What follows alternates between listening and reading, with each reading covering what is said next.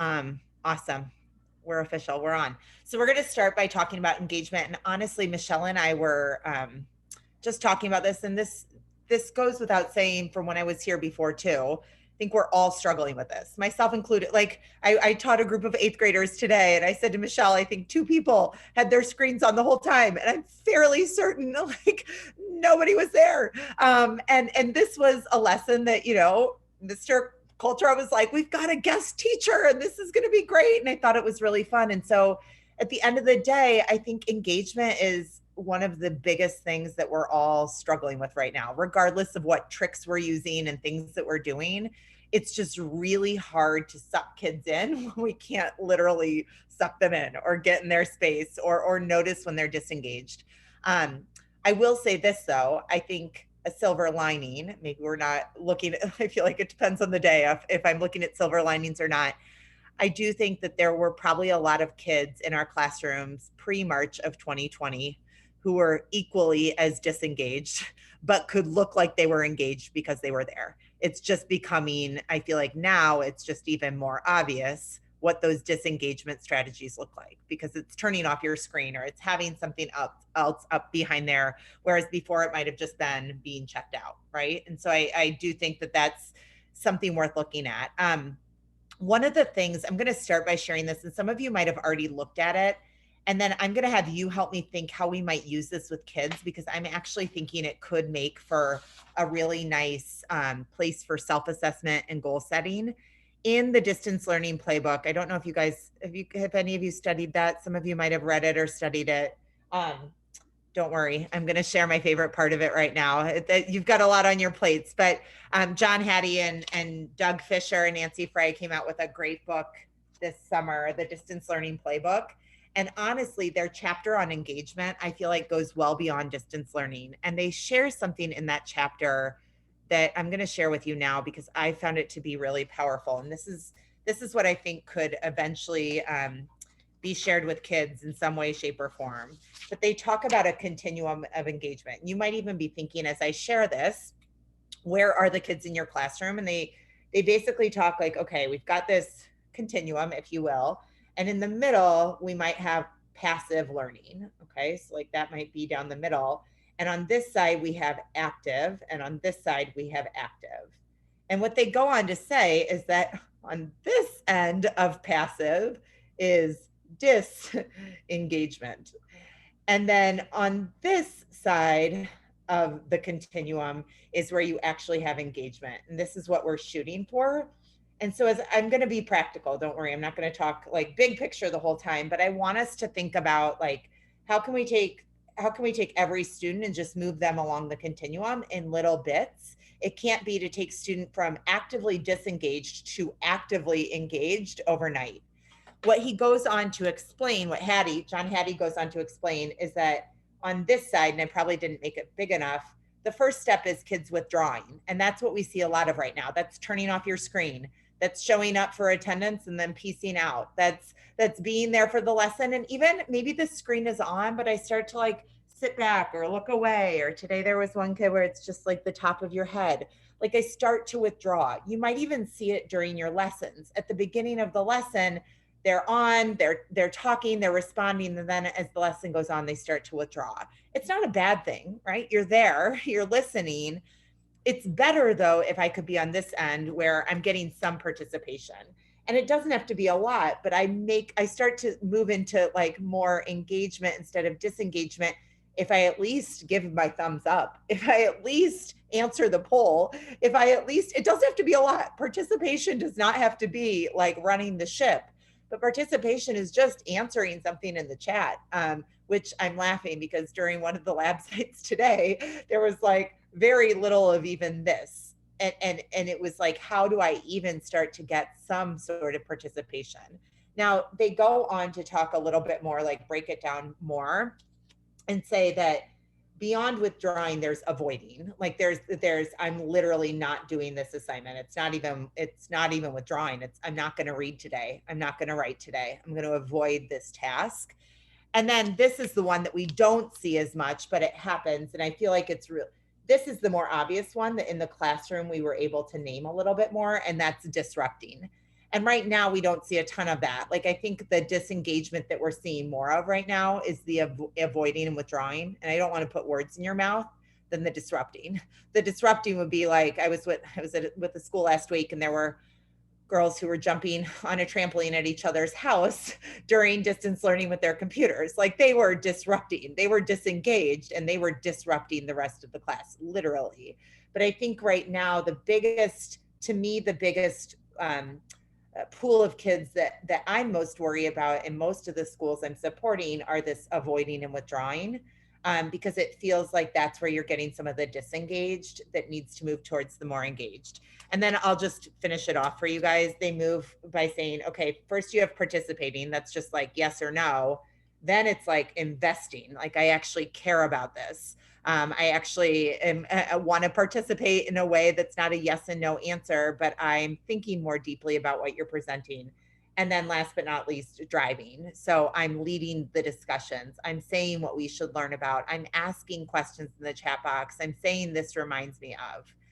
I don't need to spend our whole time just kind of talking. You guys, I know you're here for practical tips, but I do think when I look at this continuum, I wonder if there's a way in which we can use some of this with kids to have them set goals or to have us help them set goals. And maybe we don't call it these exact words, but to literally have students set an engagement goal. What's one thing I'm going to do this week to participate? What's one thing I'm going to do this week to invest? What's one thing I'm going to do this week to drive the learning forward, to guide the discussion? Or if I'm withdrawing, I'm just going to like work to get this like participation up a little bit.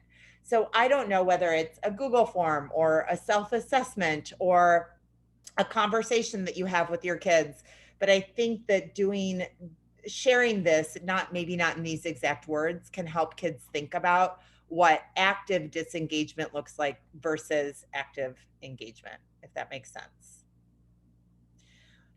Hattie goes on to say two more things, and then I'm going to get a little bit more practical in a moment, but this might help you think. In the book I'm referencing, they talk about some of the ways to get kids to be more engaged is to get them to create more and to get them to share more. And the more we can get kids to create, the more we can get them to share. By nature, the more engaged they will be. So when we think about creating, I started thinking, okay, well, create. What could that look like? What would those assignments look like? What would that be? What would I want kids to do? Well, it could be as simple as having kids create discussion questions for the next day. It could be as simple as having, I shouldn't say this is simple, but in one school, a group of kids had to make a little mini flipped lesson explaining to their classmates what they were doing. That might be really advanced. I went from like basic to way, way advanced. But creating might be even just everybody creating. We were reading in nonfiction today, some sort of note taking or notes that you take that teach the rest of the class. In sixth grade at Churchville today, they were reading real stories about real people. I think that's the name of it. So creating could be kids writing their own biography. So like doing their own, doing another version, or their own example of something. You guys get the idea. But the more I can get kids to create, the better. You know this to be true. That's why we give assignments, but it doesn't have to necessarily be your assignment. It's just, what are you creating? I think same thing with book clubs. They create the discussion questions. They create the conversation starters. They create the prompts. I've been doing a lot more of kids create our prompts instead of I create the prompts. It's been one way to get them more active. Another thing is thinking about how much kids are sharing and the more that we're making work visible. So today in Dan's class, we did a gallery walk. Let me tell you, it was one way to hold them accountable. They all had to post on Padlet some of the writing that they did. So a weekly gallery walk or sharing of your work, where literally we get better at sharing our work with each other. I think one of the reasons why kids are less engaged right now is because they're seeing two people are looking at their work. And both of those groups of people are adults, their teacher and their parents, if that, right? And they're not looking at each other's work as much. And the more we can get them looking at each other's work, the better. So a class gallery walk or, and you guys have been doing these things anyways. I'll move beyond, but breakout room shares, and even having them get used to sharing their screen, even spotlighting. So spotlighting back in the main room or a lesson, a student's work. So at the end of your lesson to say, I'm going to spotlight Michelle's work. I'm going to pull it up. And you can warn kids about that. Like I could say, Lindsay, at the end of class tomorrow, I'm going to spotlight your work. Be ready for it. Don't be scared, but I'm going to get ready to spotlight. And I just mean you're going to share your screen and show the rest of the class some of Lindsay's work, or you're going to share and show the rest of the class some of Elizabeth's work or some of Kelly's work. I've been finding that the more kids see each other's, I got to let somebody else in. Sorry. The more kids see each other's work. Sorry for those of you just coming in. I just saw that you were on there. But the more kids see each other's work, I think I've found that accountability and engagement goes up. Okay. So gallery walk, breakout room share, spotlighting some of their work, even emailing, like having an accountability partner. We talked about that last time I was here. And like, I think partnerships are more important now than ever. And they, at the end of each period, get used to sharing their work with each other. That's one way that we can get them sharing. And by sharing, I think it's just making work visible. Okay. So a couple other things, and then let's process. So for those just popping in, I was sharing that I've been using this continuum of engagement to think about how kids go from disrupting to avoiding to withdrawing to finally participating to investing and to driving. And so I think even brainstorming with your class, how can we do more participating, investing, and driving, the better. And I was saying getting kids to create and share is one way to do that. You could even look at your lessons for next week. Next week, it's a holiday. You could look at your lessons for Thursday and Friday, or the week after that, and literally look at your lessons and say, what are kids going to create today? And what are kids going to share today? And try and each day think like, what's the create? What's the share? So even today, Jillian and Suzanne, when we were in your classroom and they were doing some main idea, I wasn't even in the main room, but anyhow, they were filling things in and they were doing main idea and in a Google form, putting those things in, trying to think of, and even just using the term with them, you're going to create this today. You're going to create an example for your classmates today. You're going to create an example for your book club. Using that word create is different than go and do this assignment. So trying to look at your lessons and how are kids going to create and how are they going to share? And I think that will go a long way. Now, a couple other practical things that have been helping me a lot to think more about the disengagement to engagement. And by no means do I have it figured out. I told you that. You'll see the videos. It's black and white between the 8th grade class I worked with today and the 7th grade class. And it was, that's on me. There were things I tried, like I get it. At the end of the day, like it just didn't go well with one class and went better with another. But some tricks that I've been using. Number one, engagement in general, I've been trying to use kids' names a lot during my teaching. Literally in the middle of my lesson, I'm teaching. So today I want to teach you, Elizabeth, that one thing we can do is we can write fan fiction. And we write fan fiction, Kelly, by thinking about the stories that are untold and thinking about the stories that are yet to be told. I'm giving a bad idea. That was a teaching point from Dan's class.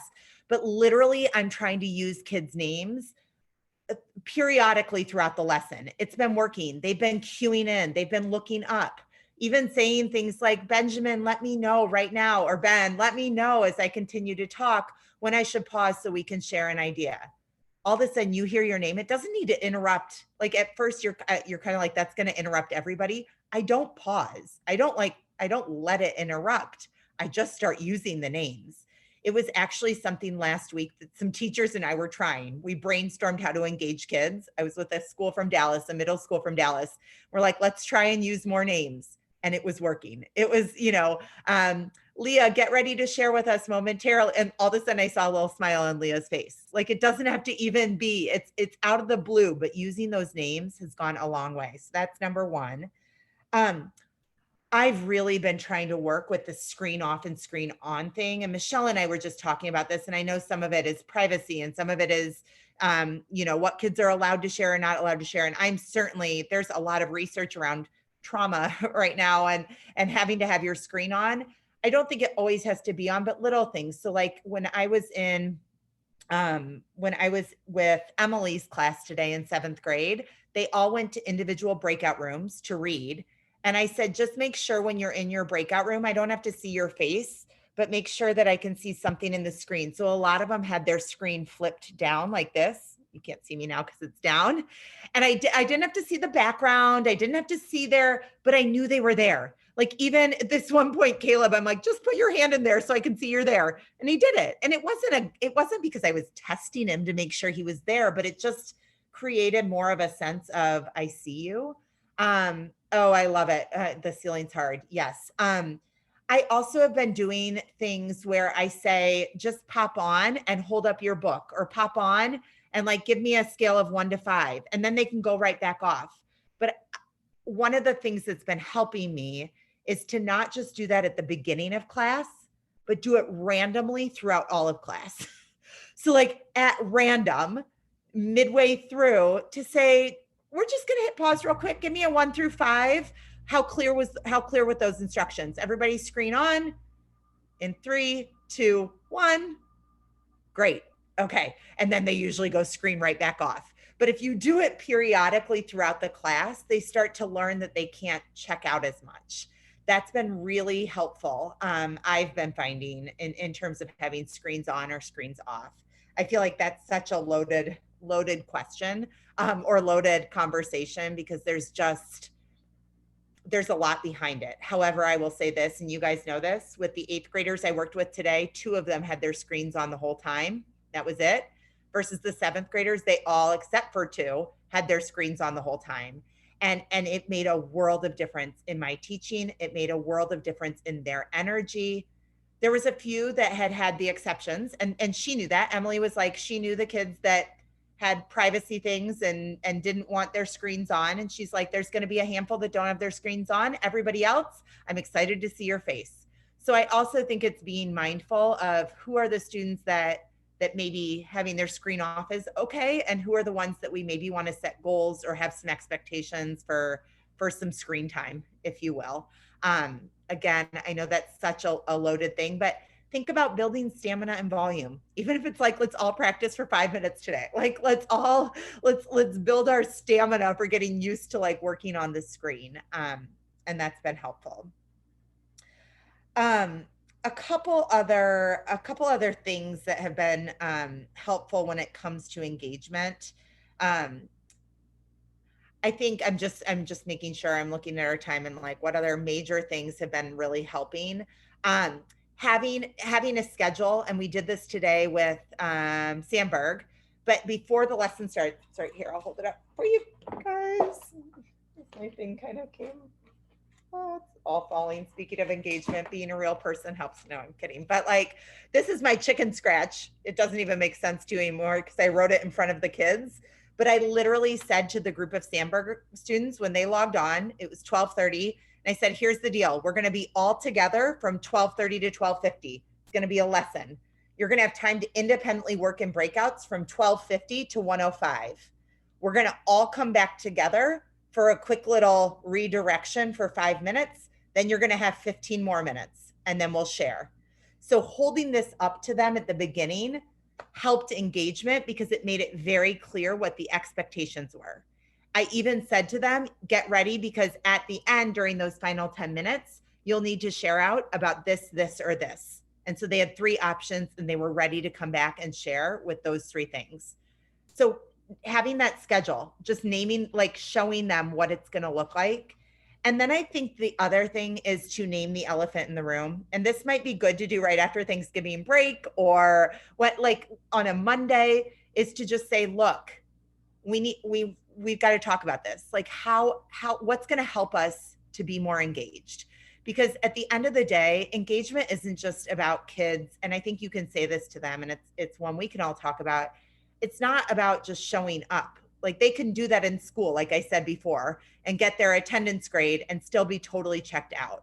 When we're talking engagement, we're talking intellectual engagement, and we're talking engaged practice. And I've been saying to kids when I give the little schedule, you wouldn't go to a sports team practice. You wouldn't go to hockey right now and have your coach teach you something and then go over and help somebody else and you just stand on the ice. But you'd be kicked off the team.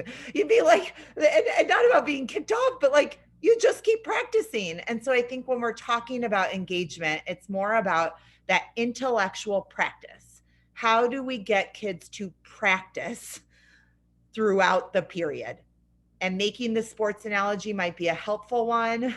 Making the analogy to when they were in-person school could be a helpful one, but also naming the elephant in the room and having kids set some goals for how they will move themselves from one level to the next, I think will help launch into the second half of the year and launch into December, really trying to put a focus not just around all these academic skills we have to tackle, but also the engagement skills. Because if I could sit here and teach academic skills till I'm blue in the face, but if today, you know, the 38th graders signed on and nobody did anything, I'm exaggerating a little bit, but like, no, and this was on me, right? I'm owning this, but it's like, I need to look back and reflect on that and say, what could I have done to better engage them? Because at the end of the day, I want them, in order to learn and grow, they need to practice. And so thinking about these little things that we can do, using their names, setting goals, having screen time,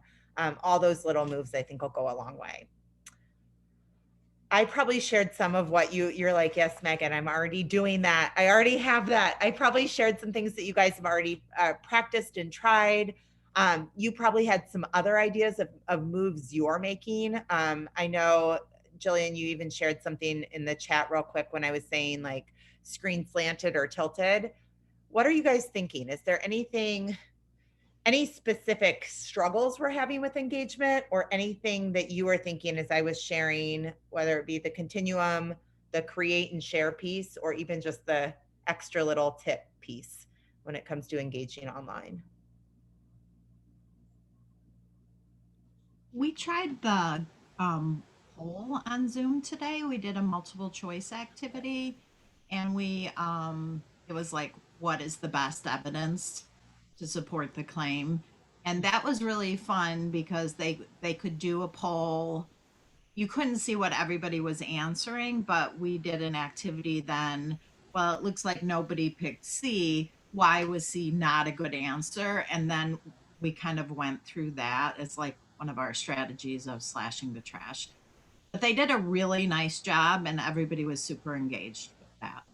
I love it. I wonder, Suzanne, to add on to that, and in the spirit of creating and sharing, eventually getting them good at submit to me what the polls should be for tomorrow. They might not be lesson aligned, but you know, submit to me the poll to start class tomorrow, or at the end of class to say what other polls would have been good, you know, or create a Google form for your class that we'll start with tomorrow. So I love that. I noticed you guys were putting those polls up. I think that's helpful. What other things, either problems we're having or things we've tried with engagement? Another Oh, helpful thing that sorry, go ahead. somebody else on our team made, Katie Kay, she made a reflection after they wrote summaries of what they wanted to work on, what they felt their weakest area was in writing summaries, and then we're using that, just what they're thinking of themselves for some mini lessons. So that was a way too to get like their feelings about how they're doing. I love it. Lindsay, were you going to say something? Yeah, I have my kids do something. I borrowed the idea from someone's maternity leave sub, but having my kids do like a Monday journal, and I try to mix up the prompts. It's like it's they're writing just random stuff, but I had them do what's your favorite holiday, and all of a sudden like everyone wanted to share on Monday, which was surprising. Or I shouldn't say everyone, but I had like, I would say a third to a half of each of my classes volunteering to want to share. So something like completely no pressure. It had absolutely nothing to do with what we've been studying. I love it. Academic. It maybe helped break the ice, and I at least tried to call on the kids I don't ever really hear from. And I was like, oh, what's your favorite holiday? Like we spent way more time on it than I had planned, but just tried to get them like somehow involved, but it is. Well, and I think you've got to start there, right, Lindsay? Like you've got to start social before you go academic. Like we got to get them showing up and talking to each other about their holidays before I can expect you to come and start talking about the main idea. Like, so starting there, I love that idea. Like really now more than ever is when we get permission to kind of be the kindergarten teacher who has like the morning circle up or has the like the 5 minute of chit chat before we get started. I think that goes a long way. Leah, were you going to share something? Yeah, Jackie and I co-teach, and we're lucky because there's two of us. But we've done a couple of things. So once the district finally said that the policy is that screens are on, we started holding kids to that and making some really awkward wait time. And our rule is shoulders up. But once they started doing that, like they saw us responding to them, and there's still a few that don't do it, but we've had side conversations with them, and it's like, okay, if you're not going to show your face, like they put their camera that shows like the screen, I guess, so we can see, like when they're touching things and whatever, and that you have to be active in the chat, or you have to contribute with your voice so that we know that you're there. And I think that they've all been pretty receptive to that and accepting of it. And then we also do pretty much everything in small groups now, just because it's easier and less intimidating for them. So we're fortunate from that standpoint, but you can do that. One quick whole class thing, and then everything is pretty much in small groups. So we've started getting participation that way. You gave me a couple of things that I'm going to add on, Leah, that I thought about when you were saying that. The school I was working at, the middle school I was working at on Thursday, and I forget what days it was Thursday and Friday. Today's Tuesday in Dallas. We were practicing kids' body language on the screen because we were having the same issue. So like, even I was saying things like lean in, like point to where you see on my slide, like point to the one where you're going to start with. And it sounds silly, but literally when I said lean in, like I was like, oh, Elizabeth, it looks like it might be hard for you to see the screen. You might want to lean in and go ahead and point where that's at. Right, Jackie? Sometimes when we lean in, it's a nice way to be able to like kind of focus on what we need to focus on. And then we come back. I can tell right now by your body language that sometimes, Katie, we've got multiple things going. No, I'm like, right. But you saying things like that to kids is like, it's not, nobody's in trouble. It's like a good thing for us to like lean in, lean out. I can tell you've got your dog there on the side. But I think getting kids to see that they can move in the screen too is that's a whole nother beast. And in addition, you're like, let's just get them to have the screen on. But you know what I mean? There was a kid today that was like, I swear, in bed. This is at 8:30, or it was dance class, 10:09. And I'm like, this kid is totally asleep. He's like, he's laying in bed back here. And anyhow, I digress. Last thing I'm going to say, and then just in the spirit of making sure we can kind of get to our main topics. Oh, two things. One, in the chat box, I put a link to a Padlet this is what I tried to use with the 8th graders today, where they just had to submit at the end of class some of their writing. We did fan fiction. It was actually really fun. You can use some of it if you want to. There's some charts down here, but they did fan fiction writing, and they had to, I put in quotes, they had to copy and paste a couple different clips or sentences from their writing in here. So they put that in there. And then the second thing, so you'll see that the second thing is a Padlet of nonfiction texts. I've been trying to give a lot more variety to kids where it doesn't have to be just a text that you're reading. It could be a video, it could be a podcast. I've also been teaching with videos. I don't think anybody's on here who was in with me on the 7th grade I was just with, but we used videos, and engagement was, Emily will tell you that using these 2 short videos, they were 2 3-minute video clips, really made a big difference in engagement. So I will share with you guys, I've got a nonfiction and a fiction Padlet with lots of different videos on them. So I'll share those with you guys in case that would be helpful. Sound good? Okay.